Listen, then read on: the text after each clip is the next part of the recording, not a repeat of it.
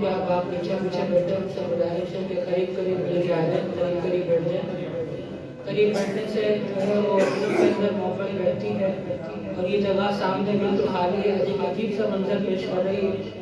تمام احباب آج کی محفل سننے کے لیے آئے ہیں، اللہ رب العزت کے قرآن پاک کو سینے میں محفوظ کرنے کی یہ محفل ہے، اور آج ہم ڈھیلے ڈھالے بیٹھے ہوں تو پھر ہم کس دن جو ہے وہ چست اور چالاک ہو کے بیٹھیں گے۔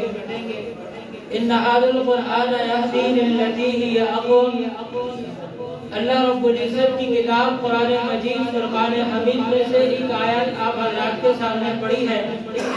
اللہ ارشاد فرماتے ہیں ان ھذا القرآن یہدی للتی ہی اقوم ویبشر المؤمنین الذین یعملون الصالحات ان لهم اجرا حسنا، کہ یہ کتاب ہدایت ہے قوموں کے لیے۔ ان ھذا القرآن یہدی للتی ہی اقوم ویبشر المؤمنین، اور ایمان والوں کے لیے بشارت ہے، ویعملون الصالحات، اور نیک عمل کرنے والوں کے لیے اللہ رب العزت نے اجر رکھا ہے۔ یہ قرآن کی ہدایت کیسی ہے؟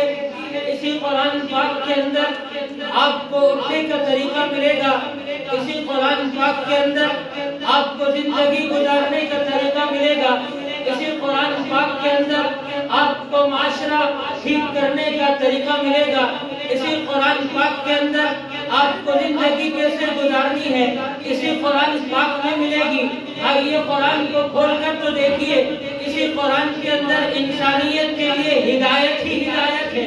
اسی قرآن پاک کے اندر اللہ رب العزت نے انسان کو زندگی گزارنے کے اصول بتائے ہیں۔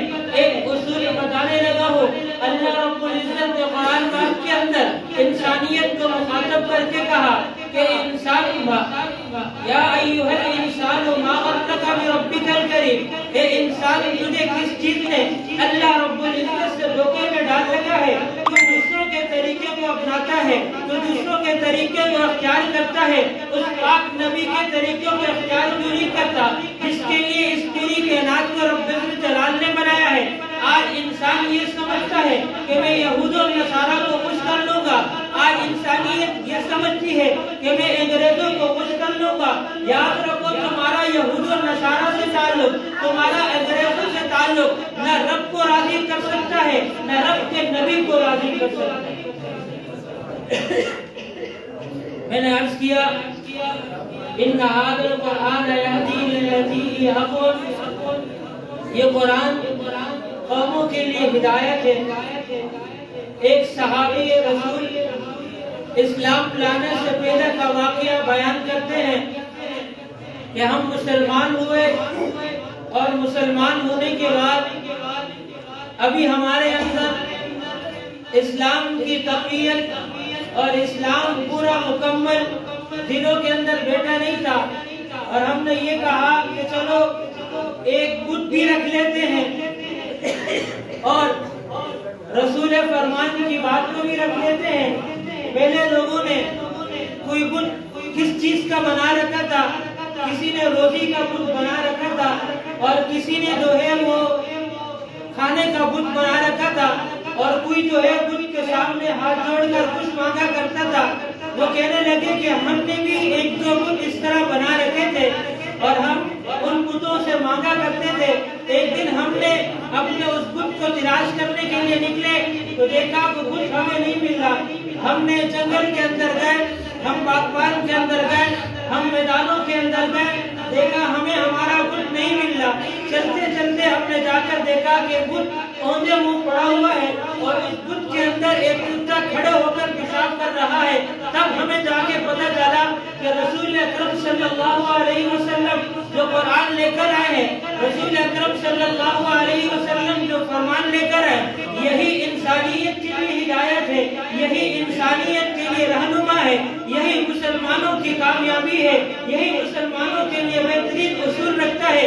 اگر انسان قرآن پاک پر عمل کرتا ہے تو یہ قرآن ہمیں بہترین اصول بھی بتاتا ہے، بہترین معاشرہ بھی بتاتا ہے، بہترین طریقہ بھی بتاتا ہے، لیکن افسوس سے یہ کہنا پڑتا ہے کہ انسان قرآن سے کچھ سیکھتا یہ تو دور کی بات ہے، قرآن پاک کو اٹھانے کے لیے بھی نہیں اٹھاتا۔ میرے دوستو، یہ قرآن ہدایت ہے انسانیت کے لیے۔ اسی قرآن پاک میں اللہ رب العزت نے بہت سی باتیں بتائی ہیں، بہت سے قصص بتائے ہیں۔ آج انسان اور بالخصوص مسلمان دوسرے لوگوں سے متاثر ہو چکا ہے، اور اتنا متاثر ہو چکا ہے کہ رسول اکرم صلی اللہ علیہ وسلم کی باتوں کو پس پش ڈال چکا ہے۔ وہ یہ سمجھتا ہے کہ میں نے اگر رسول اکرم صلی اللہ علیہ وسلم کے طریقے کو اپنی زندگی کے اندر لے کر آیا تو پھر یہ میری زندگی کس طرح گزرے گی؟ حالانکہ قرآن پاک کھلے الفاظ کے ساتھ کہہ چکا ہے ان ھذا القرآن یہدی للتی ہی اقوم، یہ قرآن ہدایت ہے قوموں کے لیے اور بشارت ہے ایمان والوں کے لیے، اور وَيَعْمَلُونَ الصَّالِحَاتِ، اور نیک عمل کرنے والوں کے لیے اللہ رب العزت نے بہت بڑا اجر رکھا ہے۔ میرے بھائیوں، آج کی یہ محفل، آج کا یہ پروگرام ان خوش نصیب لوگوں کے لیے ہے، اس خوش نصیب والد کے بیٹے کے لیے ہے جس نے اللہ رب العزت کی کتاب اپنے سینے کے اندر محفوظ کی